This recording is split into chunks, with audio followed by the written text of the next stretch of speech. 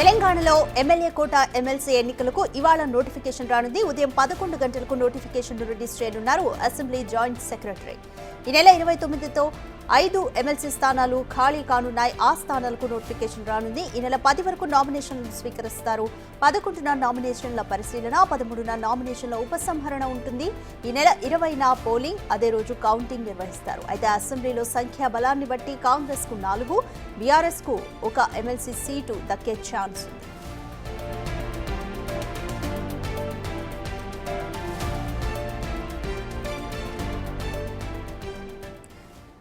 Right, తెలంగాణలో కూడా MLA కోట MLC ఎన్నికలకు ఈ రోజు నోటిఫికేషన్ రానుంది. మరిన్ని డీటెయిల్స్ మా ప్రతినిధి హేమ అందిస్తారు. హేమ,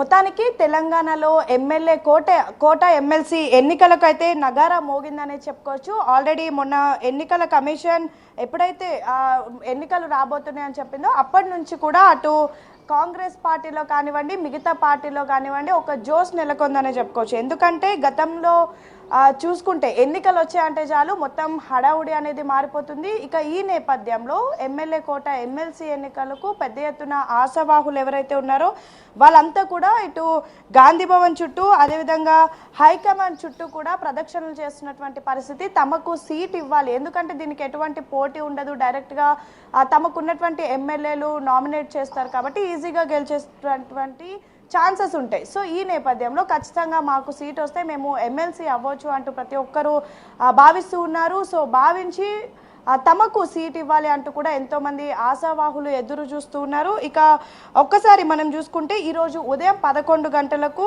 అటు assembly joint secretary Upender Reddy ఎన్నికలకు సంబంధించినటువంటి నోటిఫికేషన్ని విడుదల చేయనున్నారు. ఇక ఈ నెల 29వ తారీఖు 5 ఎమ్మెల్సీ స్థానాలకు సంబంధించినటువంటి ఖాళీలు అవ్వనున్నాయి. ఈ నెల 10వ తారీఖు నామినేషన్లు ఎవరైతే ఎమ్మెల్సీ ఆస్పిరెంట్స్ ఉంటారో వాళ్ళ దగ్గర నుంచి నామినేషన్స్ తీసుకుంటారు. 11న నామినేషన్లు ఎవరైతే వేసినారో వాటికి సంబంధించి పరిశీలన ఉంటుంది. ఇక 13వ తారీఖు నామినేషన్లు ఉపసంహరణ చేసుకోవచ్చు. ఇక ఈ నెల 20వ తారీఖు పోలింగ్ ఉంటుంది అండ్ కౌంటింగ్ కూడా అదే రోజు ఉంటుంది. సో మొత్తానికి ఇప్పటి వరకు అటు సభలో ఉన్నటువంటి రేషియో ప్రకారం అండ్ ఉన్నటువంటి బలం ప్రకారం కాంగ్రెస్కి మొత్తం 5 స్థానాలకు ఎన్నికలు జరగబోతున్నాయి. అందులో 4 కాంగ్రెస్ కైవసం చేసుకునేటటువంటి అవకాశాలు ఉన్నాయి అండ్ ఇంకొకటి బీఆర్ఎస్కి వస్తుంది.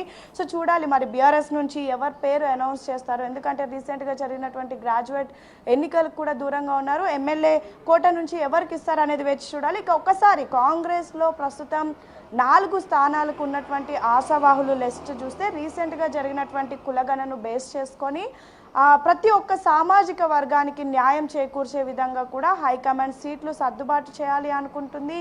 దీనికి సంబంధించి ఇప్పటికే కొత్తగా వచ్చినటువంటి ఇన్ఛార్జ్ మీనాక్షి నటరాజన్తో కూడా చర్చలు జరుగుతూ ఉన్నాయి.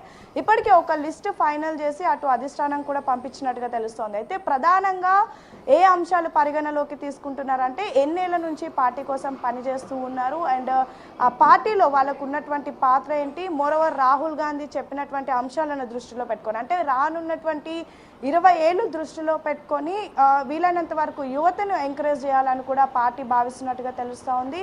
సో గట్టిగా మండలిలో తమ వాయిస్ని వినిపించే లీడర్స్ని చూస్ చేసుకునే పనిలో ప్రస్తుతం అధిష్టానం ఉంది. ఇక ఒక్కసారి సామాజిక వర్గాల వారీగా చూసుకుంటే మొదటిగా అటు రెడ్డి సామాజిక వర్గం నుంచి ప్రస్తుతం మీడియా కమిటీ చైర్మన్గా ఉన్నటువంటి సామా రామ్మోహన్ రెడ్డి పేరుతో పాటు జగ్గారెడ్డి, మాజీ ఎమ్మెల్యే జగ్గారెడ్డి, అదేవిధంగా జీవన్ రెడ్డి పేర్లు కూడా ప్రస్తుతం రెడ్డి సామాజిక వర్గం నుంచి వినిపిస్తూ ఉన్నాయి. ఆల్రెడీ జగ్గారెడ్డికి సీట్ ఇచ్చారు, ఎమ్మెల్యేగా ఓడిపోయారు. తర్వాత జీవన్ రెడ్డి తను ఎన్నికల్లో పోటీ చేయను, ఇలా నామినేటెడ్ అయితే నేను తీసుకుంటానంటూ కూడా చెప్పడం జరిగింది. ఇక రామ్మోహన్ రెడ్డి సోషల్ మీడియా వేదికగా ఎప్పటికప్పుడు బలంగా తన వాయిస్ని కూడా వినిపిస్తున్నారు. సో ఇదన్నీ దృష్టిలో పెట్టుకొని ప్రస్తుతం రెడ్డి సామాజిక వర్గం నుంచి పేర్లు వినిపిస్తూ ఉన్నాయి. ఇక బీసీ సామాజిక వర్గం నుంచి కూడా అంజన్ కుమార్ యాదవ్తో పాటు ఇటు మధు యాష్కి గౌడ్, నూతి శ్రీకాంత్ గౌడ్ పేర్లు కూడా వినిపిస్తున్నాయి. ముదిరాజ్ సామాజిక వర్గం నుంచి సునీతారావు పేరు కూడా ప్రస్తుతం వినిపిస్తుంది. ఇక కమ్మ సామాజిక వర్గం నుంచి కుసుమ కుమార్ పేర్లు వినిపిస్తున్నాయి. మైనారిటీ నుండి ఫహీం ఖురేషితో పాటు హజరుద్దీన్, సబీర్ అలీ, ఫిరోజ్ ఖాన్ పేర్లు వినిపిస్తున్నాయి. ఎస్సీ సామాజిక వర్గం నుంచి సంపత్ కుమార్తో పాటు అద్దంకి దయాకర్ పేర్లు వినిపిస్తున్నాయి. ఇక ఎస్టీ సామాజిక వర్గం నుండి బెల్లయ్య నాయక్, మాజీ ఎమ్మెల్యే రాములు నాయక్ పేర్లు ప్రస్తుతం గట్టిగా వినిపిస్తున్నాయి. కానీ వీళ్ళంతా కూడా ఆశావాహులు. ఇందులో కొంతమందిని ఇప్పటికే ఫైనల్ చేసి అధిష్టానానికి పంపించినట్టుగా తెలుస్తోంది. త్వరలోనే వీళ్ళకి సంబంధించి పేర్లు కూడా అనౌన్స్ చేయబోతున్నారు. Thank you Hema.